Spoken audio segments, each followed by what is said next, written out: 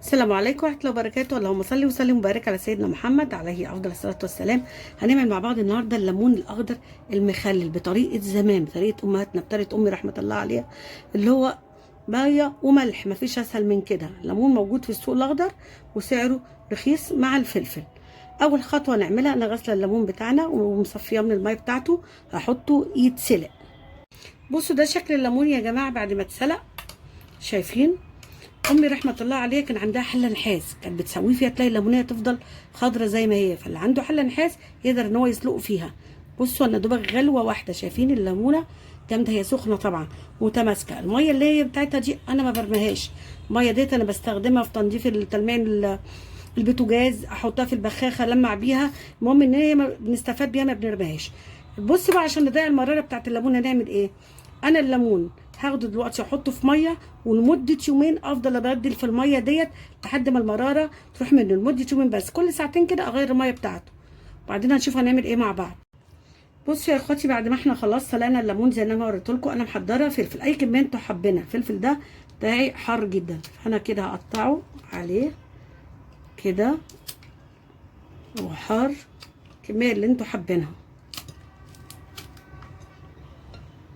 انا محضره البطرمان بتاعنا ده، انا معقماه، حاطه فيه شويه ميه دافيه كده، وبعدين مسحته بحته يعني منديل كده فيه خل، ومسحته بيه يعتبر عقمته. وادي الليمون بتاعنا طبعا بعد ما عدى اليومين. بصوا وبقى ما شاء الله كده يعتبر، يعني المراره مش هقول ان هي راحت 100%، لكن بيكون افضل.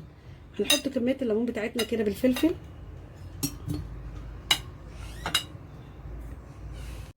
بصوا بقى انا محضره معايا يا جماعه لترين ميه. اللترين ميه بياخدوا قد ايه؟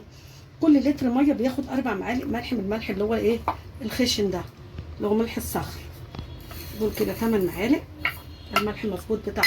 او الكوبايه اللي هو المج بتاع الشاي ده بنحط له معلقه ملح كبير. ودي معلقه من اللي هي ميه الليمون اللي هي ميه السلقه، انا شايلاها نحطها عليه. معلقه كوبايه، قصد كوبايه من اللي هي ميه سلق الليمون. هنقلب بقى ده ونحطه، مفيش يعني اسهل من كده. وفي حاجه معايا، دول معلقتين خل كبار احطهم على الليمون بتاعنا. يبقى احنا خليناه بالميه والملح.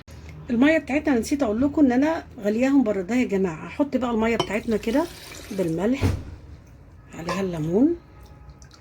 عايزه اقول لكم ان هو بعد اسبوع يتاكل منه، والطريقه ديت تقعد معاكم شهور، لان الليمونيه بتاعتنا انا مش مسوياها قوي، لا هي خدت غلوتين يعني 3/4 سوا. هتقعد يبقى ما فيهاش مراره، زي ما انا قلت لكم ان كل ساعتين تغيروا لمده يومين الميه. بصوا بقى يا اخواتي في شكل الليمون ما شاء الله يا جماعه. بصوا ما شاء الله. هنروح بقى نحط له كده، انا مش عايزه يدخل له اي هواء خالص. حط كده كيس عملته على قد البطرمان، ولازم البطرمان يا جماعه يكون محكم عشان يبقى ما يدخلوش هواء. هعمل كده وارجع اسمع التكه دي كده اهو.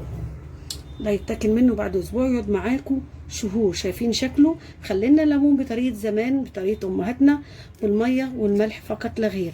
شايفين شكله تحفه ازاي؟ ما شاء الله بجد. بيكون طعمه يا جماعه سهل وسريع وخفيف. يعني الليمون دلوقتي كتير في السوق وسعره كويس.